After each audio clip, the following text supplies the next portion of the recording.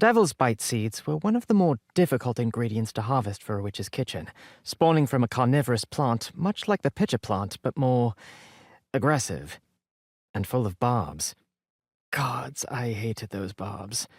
A plant once seized my hand, and it was like being stabbed by fiery pokers from multiple angles at once, and the pain remained until the blasted things were extracted, which required the steadiest of hands. The plant seeds were used to rapidly heal broken bone.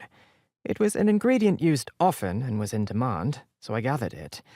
But I didn't have to like it. The field where the plants grew in abundance was a short climb up a nearby mountain, well off the main trail. The Devil's Bite hid among daisies and other brightly colored flora, where it could lure unsuspecting insects and small animals to the opening upon its slender yellow crown. Once the prey had climbed inside to investigate the delicious aroma, the opening would seal behind them, trapping them inside, where they would be cooked alive in digestive juices until they were broken down and ready to be absorbed as nutrients. Nature really was amazing.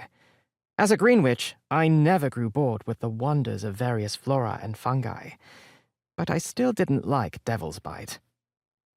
I parted a patch of daisies to stare down at a Devil's Bite whose head was lifted proudly toward the sky, resembling a golden eggplant, although 3 times as long, with a flat top.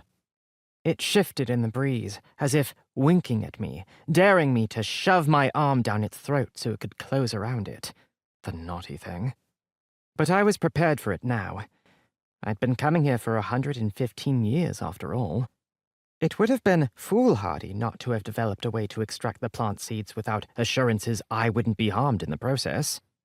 It was unfortunate that the seeds were inside the monstrosity, and I couldn't very well cut the plant open to retrieve them, or I wouldn't have this source to harvest from again later. No, I still had to shove my arm down its greedy little throat, but not without protection. I pulled a bottle of pink liquid from my cloak and poured the slimy substance over my right arm, then lathered it up quickly.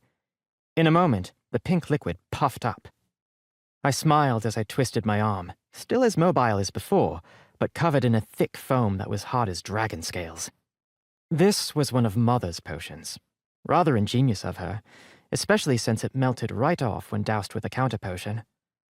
As the liquid settled on my arm, a green pod on a silver chain around my neck pulsed lightly as a small amount of energy was used for the spell. The pod was the size of a pocket watch and stored extra energy I'd gathered from the earth. Every potion, every spell cost energy, and without the pod, my body would have little to offer.